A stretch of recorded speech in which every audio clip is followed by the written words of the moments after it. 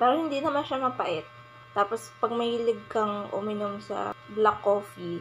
Hello guys, good morning. So, meron po pala tayo ditong black rice with mangosteen. Try natin ilagay dito sa ating coffee maker. Anong magiging resulta?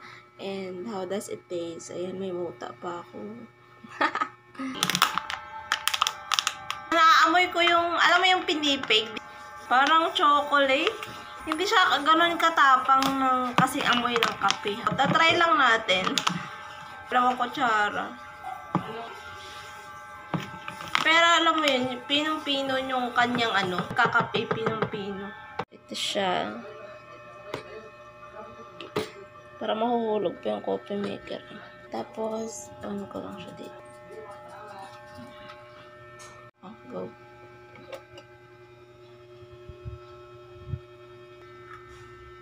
Ito na yung ating coffee rice. So, ang lasa na, hindi ko siya kasi nilagyan ng asukal. So, syempre, matabang talaga.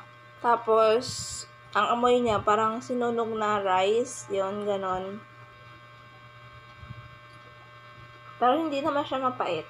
Tapos, pag mahilig kang uminom sa black coffee, walang sugar, okay to. Kasi nga hindi siya mapait.